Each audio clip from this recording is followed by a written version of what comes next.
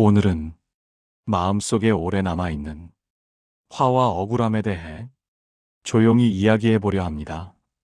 지금 이 이야기를 듣는 동안만큼은 무언가를 해결하려 하지 않아도 됩니다. 그저 흘러가는 말처럼 편안히 두셔도 괜찮습니다. 우리는 살면서 크고 작은 모욕을 겪습니다. 때로는 설명조차 듣지 못한 채 억울한 상황을 지나가기도 합니다. 그럴 때 마음은 쉽게 잠들지 않습니다. 이미 끝난 일인데도 그 장면이 다시 떠오릅니다. 부처님 시대에도 비슷한 일이 있었습니다. 어느 날, 한 수행자가 마을로 나갔습니다. 그는 조용히 탁발을 하고 있었습니다. 그런데 한 사람이 그를 향해 거친 말을 퍼붓기 시작했습니다. 큰 소리로 욕을 하고 사람들 앞에서 모욕을 주었습니다. 수행자는 아무 말 없이 서 있었습니다. 잠시 고개를 숙이고 그 말들이 지나가도록 두었습니다. 욕이 멈춘 뒤 그는 조용히 자리를 떠났습니다. 그 모습을 본 사람이 나중에 물었습니다. 왜 아무 말도 하지 않으셨습니까? 수행자는 말했습니다. 누군가가 선물을 가져왔는데 내가 받지 않으면 그 선물은 누구의 것이겠습니까? 욕도 마찬가지입니다. 받지 않으면 그것은 여전히 그 사람의 것입니다. 이 이야기는 참으라는 뜻이 아닙니다. 그 말들을 마음 안 깊숙이 들이지 말라는 뜻입니다. 지금도 혹시 받지 않아도 될 말을 계속 안고 있지는 않으신가요? 천천히 숨을 내쉬며 그 말을 잠시 바깥에 두어도 괜찮습니다. 부처님 곁에는 화를 잘 내는 제자가 있었습니다. 작은 일에도 마음이 크게 흔들렸고 화를 내고 나면 항상 후회했습니다. 어느 날 그는 부처님께 물었습니다. 왜 저는 이렇게 화가 많습니까? 부처님은 그를 나무라지 않으셨습니다. 대신 이렇게 물으셨습니다. 내가 화가 날 때 그 화는 내 것이냐? 아니면 잠시 들렀다 가는 것이냐? 화는 계속 머물고 싶어 하는 감정이 아닙니다. 잠시 왔다가 조건이 바뀌면 사라집니다. 하지만 우리는 그것을 붙잡습니다. 내 화, 내 억울함, 내 상처라고 부르며 오래 간직합니다. 그 제자는 그날 이후 화를 이렇게 불렀습니다. 지금 화가 올라오고 있구나. 그 작은 거리감이 그의 삶을 바꾸었습니다. 혹시 지금도 마음 어딘가에 남아있는 감정이 있다면 이렇게 말해보셔도 됩니다. 지금 감정이 올라오고 있구나. 그것만으로도 마음은 조금 가벼워집니다. 그리고 또 한 사람이 있었습니다. 앙굴리말이라는 사람이었습니다. 그는 분노와 원망 속에서 삶이 완전히 어두워진 인물이었습니다. 어느 날 그는 부처님을 향해 달려갔습니다. 분노를 안고 숨을 몰아쉬며 달려갔습니다. 그런데 아무리 뛰어도 부처님과의 거리는 줄어들지 않았습니다. 지친 그가 소리쳤습니다. 왜 멈추지 않습니까? 부처님은 돌아보며 말씀하셨습니다. 나는 이미 멈추었다. 멈추지 못한 것은 너다. 그 말은 달리는 그의 마음을 처음으로 멈추게 했습니다. 분노는 밖으로 향하는 것 같지만 사실은 안에서 계속 달리고 있는 상태일지도 모릅니다.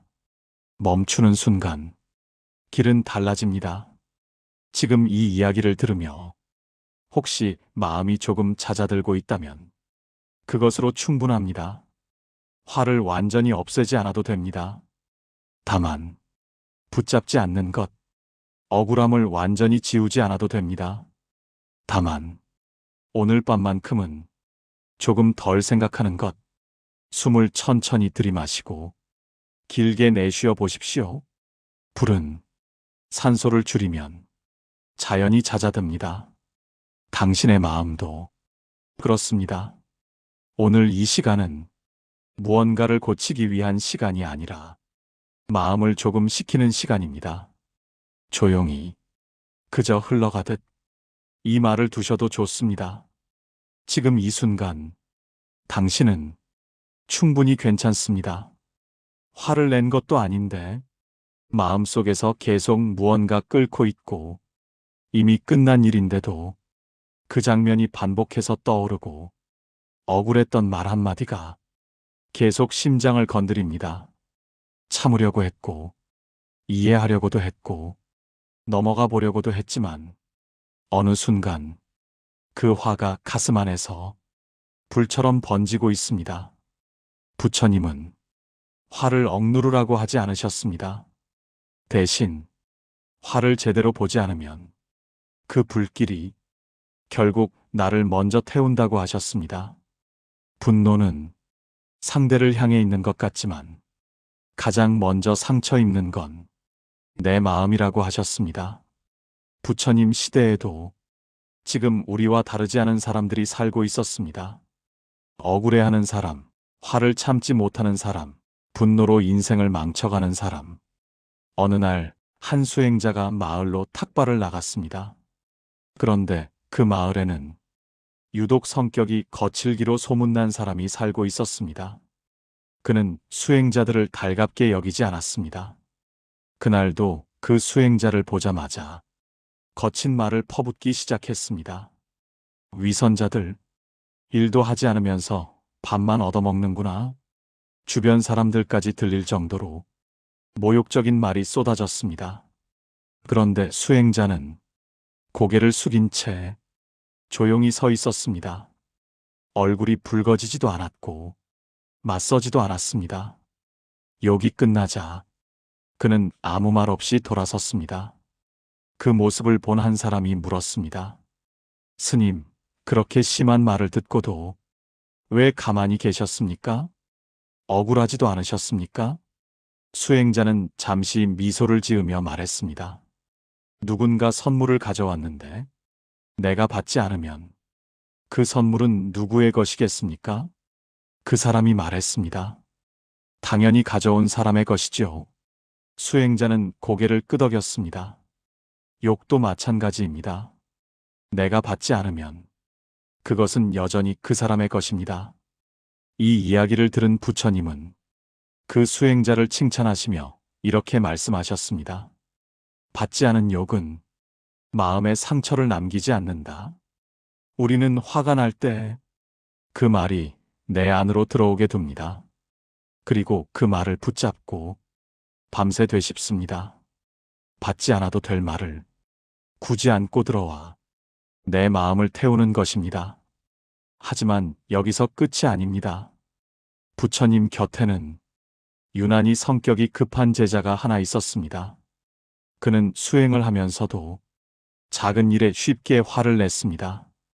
동료가 조금 늦으면 짜증을 냈고 말이 마음에 들지 않으면 목소리가 커졌습니다. 화를 낸 뒤에는 항상 후회했습니다. 왜 나는 이 모양일까? 왜 나는 이렇게 화가 많을까? 어느 날 그는 결심하고 부처님께 물었습니다. 저는 왜 이렇게 화가 많습니까? 아무리 다짐해도 고쳐지지 않습니다. 부처님은 그를 나무라지 않으셨습니다. 대신 조용히 물으셨습니다. 내가 화가 날 때 그 화는 내 것이냐 아니면 잠시 들렀다 가는 것이냐? 제자는 잠시 생각했습니다. 하지만 대답하지 못했습니다. 부처님은 말씀하셨습니다. 손님처럼 왔다가 가는 것을 주인처럼 붙잡고 있으니 내가 힘든 것이다. 화는 계속 머물고 싶어 하는 감정이 아닙니다. 우리가 붙잡기 때문에 오래 남는 것입니다. 그 제자는 그날 이후 화를 내 화라고 부르지 않았습니다. 대신 이렇게 말했습니다. 지금 화가 올라오고 있구나.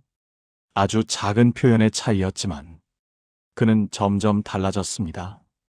화가 올라와도 조금 떨어져 바라볼 수 있게 되었고 반응하기 전에 숨을 고르게 되었습니다.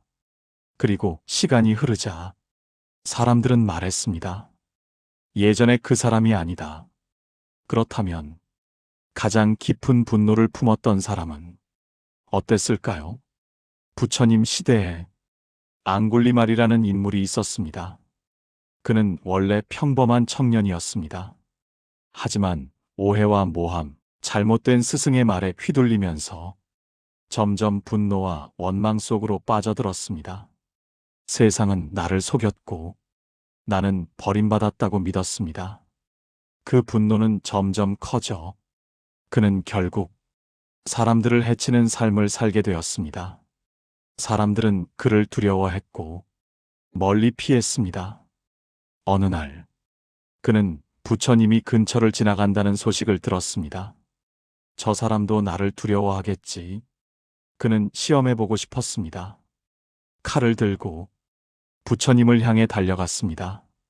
그런데 이상한 일이 벌어졌습니다. 아무리 달려도 부처님과의 거리가 줄어들지 않았습니다. 부처님은 천천히 걷고 계셨는데 앙굴리말은 전력으로 뛰어도 따라잡을 수 없었습니다. 숨이 차오른 그는 외쳤습니다. 멈춰라. 왜 멈추지 않느냐? 그때 부처님이 돌아보시며 말씀하셨습니다. 나는 이미 멈추었다. 멈추지 못한 것은 너다. 그 한마디는 칼보다 날카롭게 그의 가슴을 찔렀습니다. 나는 달리고 있었구나. 분노에 끌려 멈추지 못하고 있었구나. 그는 그 자리에서 무너졌습니다. 부처님은 그를 정죄하지 않으셨습니다. 과거를 들추지도 않으셨습니다. 대신 말씀하셨습니다. 멈출 수 있다면 지금 이 순간부터 다시 시작할 수 있다. 앙굴리말은 그날 이후 완전히 달라졌습니다. 가장 깊은 분노 속에 있던 사람도 멈추는 순간 가장 크게 변할 수 있었습니다. 이 세 이야기는 같은 말을 하고 있습니다. 욕을 받지 않으면 상처는 줄어듭니다. 화를 내 것이라 붙잡지 않으면 오래 남지 않습니다. 그리고 아무리 깊은 분노라도 멈추는 순간 길은 다시 열립니다. 지금 마음속에 작은 불씨가 남아 있다면 억지로 끄려 하지 않아도 됩니다. 다만 붙잡지 않고 잠시 멈추어 보는 것, 그것이 부처님이 전하신 화 다스리기의 지혜입니다. 이 이야기를 듣는 동안 당신 마음속 불길이 조금이라도 낮아졌다면 이미 충분합니다. 지금 누군가에게 말하지 못한 억울함이 남아있거나 혼자 삼키느라 지쳐 있다면 이 이야기는 당신을 위한 시간입니다. 우리는 화가 날 때 대부분 이렇게 생각합니다. 내가 참으면 된다. 시간이 지나면 괜찮아질 것이다. 하지만 참는다고 해서 불이 꺼지는 것은 아닙니다. 겉으로는 조용해 보여도 안에서는 계속 타오르고 있습니다. 억울함은 특히 그렇습니다. 말하지 못한 한마디, 돌려받지 못한 사과, 설명조차 듣지 못한 상황. 부처님은 화를 없애려 하지 말고 먼저 그 불의 성질을 보라고 하셨습니다. 불은 붙잡고 있을수록 커지고 놓아두면 결국 사그라듭니다. 문제는 우리가 그 불에 계속 나무를 넣는다는 것입니다. 그 사람이 했던 말, 그날의 표정, 내가 당했던 장면을 마음속에서 반복하며 계속 다시 태웁니다. 부처님은 말씀하셨습니다. 분노는 상대를 벌하는 마음이 아니라 나를 태우는 마음이라고. 지금 당신 마음속에 꺼지지 않는 불이 있다면 먼저 이렇게 물어보세요. 나는 지금 이 불을 끄고 싶은가? 아니면 계속 태우고 싶은가? 이 질문 하나가 불길을 줄이기 시작하는 첫 걸음입니다. 화가 날 때 사람은 대부분 바로 반응합니다. 말로 터뜨리거나 속으로 삼키거나 둘 중 하나입니다. 하지만 부처님은 그 사이에 아주 짧은 공간이 있다고 하셨습니다. 바로 멈춤의 순간입니다. 화가 올라오는 그 찰나, 몸이 먼저 반응합니다. 심장이 빨라지고, 숨이 거칠어지고, 어깨에 힘이 들어갑니다. 이때 해야 할 일은 상대를 생각하는 게 아니라 내 몸을 먼저 알아차리는 것입니다. 지금 나는 숨이 가쁘구나. 지금 나는 턱에 힘이 들어가 있구나. 이렇게 알아차리는 순간 불은 더 커지지 못합니다. 왜냐하면 화는 무의식 속에서 자라지만 의식이 비추는 순간 힘을 잃기 시작하기 때문입니다. 부처님은 화를 참으라고 하지 않으셨습니다. 화를 따라가지 말라고 하셨습니다. 따라가지 않는다는 것은 지금 이 감정을 잠시 옆에 두는 것입니다. 반응하지 않는 것, 바로 그게 첫 번째 불끄기. 오늘 화가 올라오는 순간이 있다면 말하기 전에 숨을 한 번만 길게 내쉬어 보세요. 그 한 번의 숨이 당신의 하루를 바꿀 수 있습니다. 앞선 이야기에서 화가 올라오는 순간 반응하지 않는 멈춤이 첫 번째 불끄기라고 했습니다. 하지만 어떤 화는 그 자리에서 끝나지 않습니다. 특히 억울함은 시간이 지나도 계속 마음에 남습니다. 이미 지나간 일인데 밤이 되면 다시 떠오르고 그때 하지 못한 말이 계속 머릿속에서 반복됩니다. 왜 억울함은 이렇게 오래 남을까요? 부처님은 그 이유를 집착에서 찾으셨습니다. 나는 옳았다는 생각, 나는 피해자라는 생각, 저 사람은 틀렸다는 판단. 이 생각들이 마음속에서 계속 같은 장면을 되돌려 재생하게 만듭니다. 우리는 그 장면을 통해 정당함을 확인하려 하지만 그 확인이 오히려 불씨를 살립니다. 부처님은 말씀하셨습니다. 이미 지나간 일을 현재로 끌어오는 것이 고통의 시작이라고. 억울함이 올라올 때 이렇게 한번 물어보세요. 이 기억이 지금 나를 보호해주고 있는가? 아니면 계속 태우고 있는가? 대부분은 태우고 있다는 걸 알게 됩니다. 놓는다는 것은 상대를 용서한다는 뜻이 아닙니다. 그 장면을 더 이상 오늘의 나에게 계속 보여주지 않는 선택입니다. 억울함은 사건보다 기억을 붙잡는 마음이 더 큽니다. 오늘 밤 그 장면이 떠오르면 그냥 이렇게 말해보세요. 여기까지다. 오늘은 여기까지만 생각하겠다. 그 말 한마디가 불길을 조금 낮춥니다. 화를 참으면 문제가 해결된 것처럼 보입니다. 겉으로는 조용하고 말도 줄였고 다툼도 피했습니다. 하지만 몸은 거짓말을 하지 않습니다. 가슴이 답답해지고 속이 더부룩해지고 잠이 얕아집니다. 부처님은 마음과 몸을 따로 보지 않으셨습니다. 마음에 불이 나면 몸이 먼저 그 열을 받는다고 하셨습니다. 그래서 화를 오래 쌓아두면 말은 안 했어도 몸이 대신 표현합니다. 어깨에 힘이 빠지지 않고 턱이 굳어 있고 이유 없이 피곤합니다. 이때 필요한 건 생각을 정리하는 게 아니라 몸을 먼저 풀어주는 것입니다. 천천히 숨을 들이마시고 길게 내쉬면서 어깨를 한번 내려보세요. 가슴을 조금 펴고 턱에 들어간 힘을 풀어보세요. 부처님은 마음을 다스리려면 호흡부터 보라고 하셨습니다. 숨이 고르면 마음도 같이 고요해집니다. 화를 이기려 하지 말고 몸을 먼저 식히는 것. 그게 마음속 불길을 끄는 두 번째 방법입니다.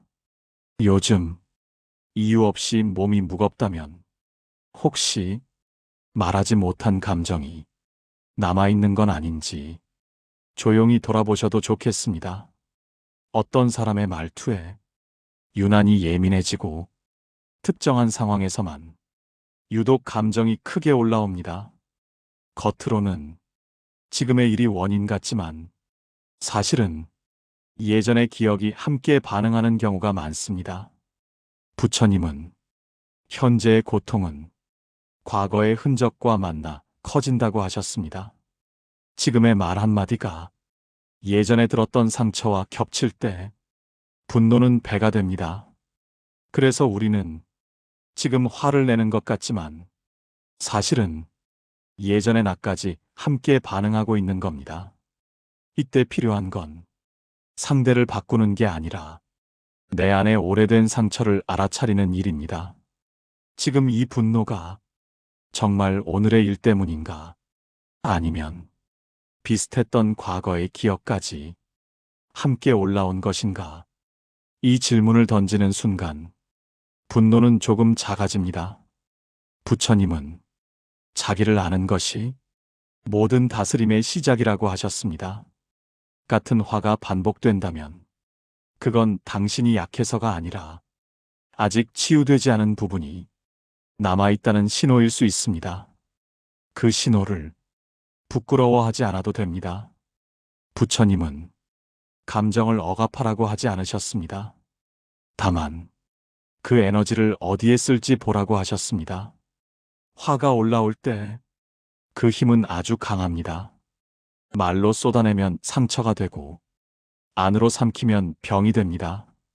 하지만 그 힘을 다른 방향으로 돌릴 수 있다면 그건 파괴가 아니라 전환이 됩니다.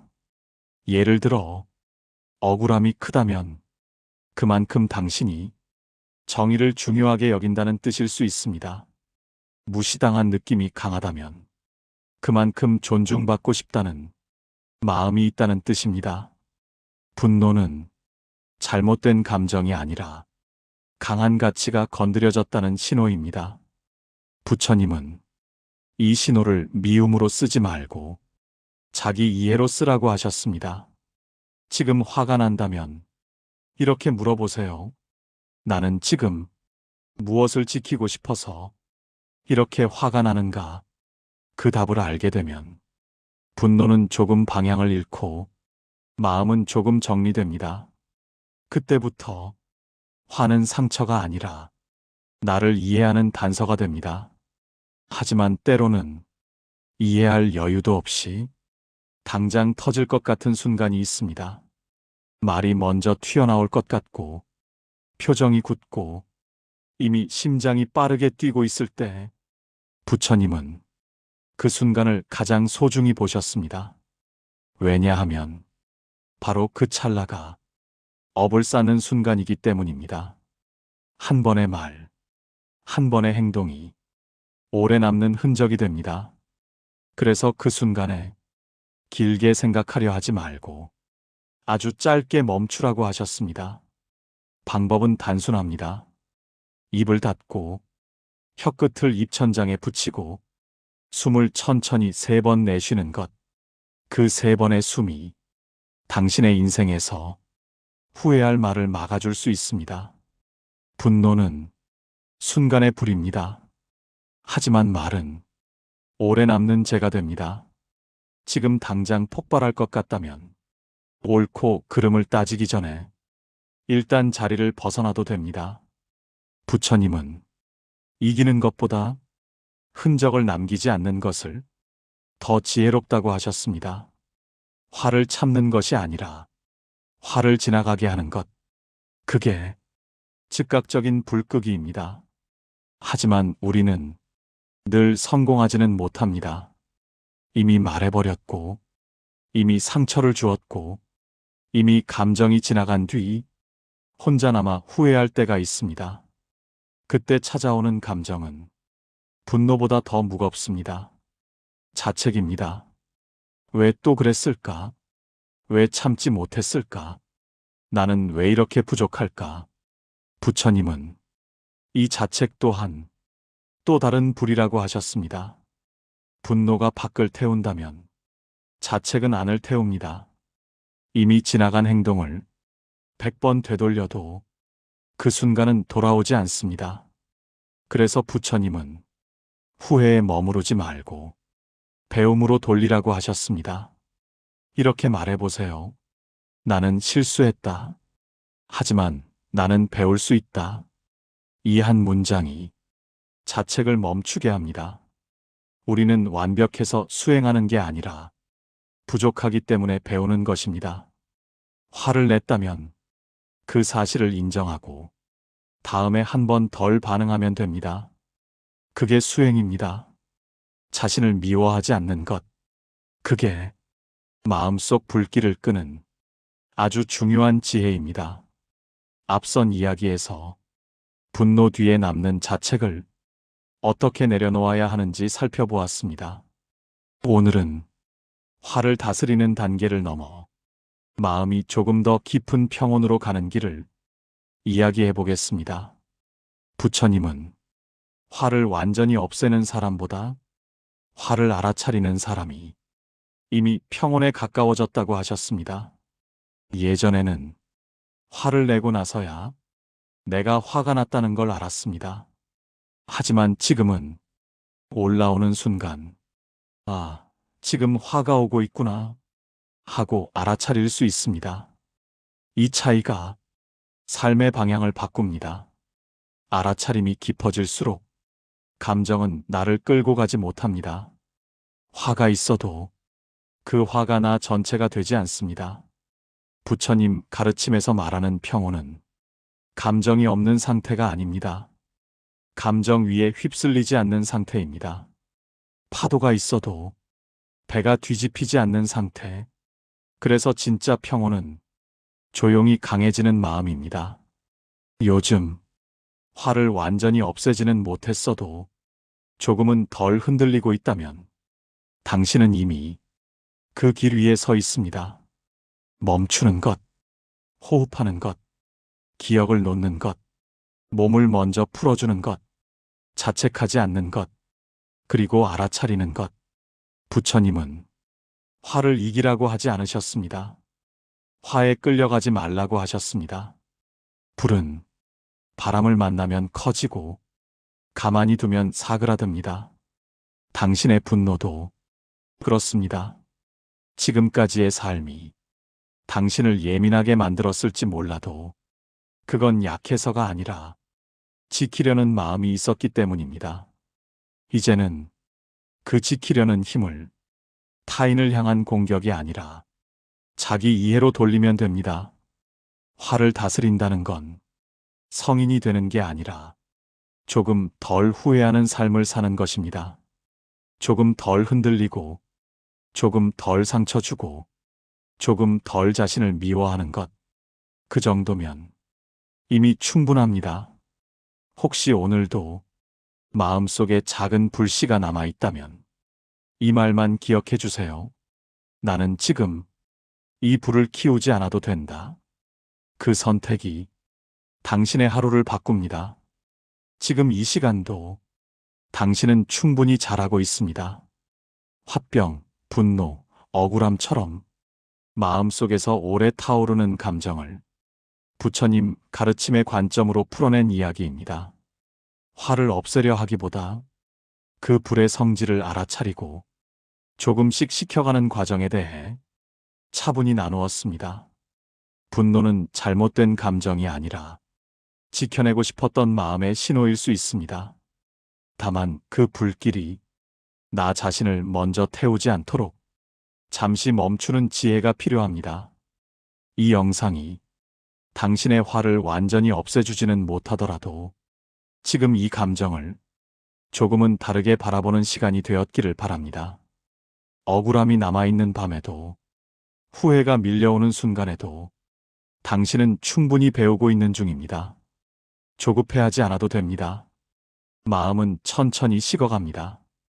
조용한 달빛처럼 다음 이야기로 다시 찾아오겠습니다. 나무아미타불 관세음보살